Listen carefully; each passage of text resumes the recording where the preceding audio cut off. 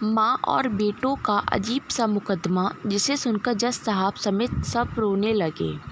न्यायालय में एक मुकदमा आया जिसने सभी को झकझोर कर रख दिया। अदालतों में प्रॉपर्टी विवाद व अन्य पारिवारिक विवाद के केस आते ही रहते हैं, मगर यह मामला बहुत ही अलग था। एक 75 साल के बूढ़े आदमी ने अपने 80 साल के बूढ़े भाई पर मुकदमा किया था। मुकदमा कुछ यूँ था कि मेरा 80 साल का बड़ा भाई अब बूढ़ा हो चला है, इसलिए वह खुद अपना ख्याल भी ठीक से नहीं रख सकता, मगर मेरे मना करने पर भी वह हमारी 100 साल की माँ की देखभाल कर रहा है। मैं अभी ठीक हूँ, इसलिए अब मुझे माँ की सेवा करने का मौका दिया जाए और माँ को मुझे सौंप दिया जाए। जज साहब का दिमाग घूम गया और मुकदमा भी चर्चा में आ गया। जज साहब ने दोनों भाइयों को समझाने की कोशिश की कि आप लोग 15-15 दिन अपनी माँ को रख लो, मगर कोई टस से मस नहीं हुआ। बड़े भाई का कहना था कि मैं अपने स्वर्ग को खुद से दूर क्यों होने दूँ।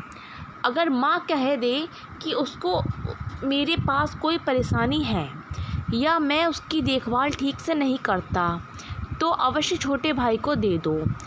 छोटा भाई कहता है कि पिछले 40 साल से अकेले ये सेवा किए जा रहा है, आखिर मैं अपना कर्तव्य कब पूरा करूँगा। परेशान जज साहब ने सभी प्रयास कर लिए, मगर कोई हल नहीं निकला। आखिर उन्होंने माँ की राय जानने के लिए उसको बुलाया और पूछा कि वह किसके साथ रहना चाहती है। माँ कुल 30 किलो की बेहद कमज़ोर औरत थी और बड़ी मुश्किल से व्हील चेयर पर आई थी।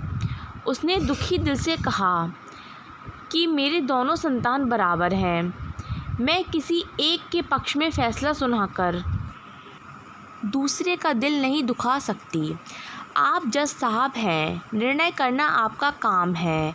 जो आपका निर्णय होगा मैं उसको ही मान लूँगी। आखिर जज साहब ने भारी मन से निर्णय दिया कि यह अदालत छोटे भाई की भावनाओं से सहमत है कि बड़ा भाई बकाई बूढ़ा और कमज़ोर है।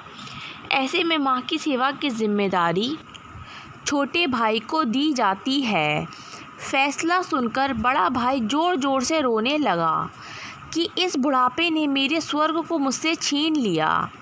अदालत में मौजूद जज साहब समेत सभी रोने लगे। कहने का तात्पर्य यह है कि अगर भाई बहनों में वाद विवाद हो तो इस स्तर का हो। यह क्या बात है कि माँ तेरी है की लड़ाई हो और पता चले कि माता पिता ओल्ड एज होम में रह रहे हैं।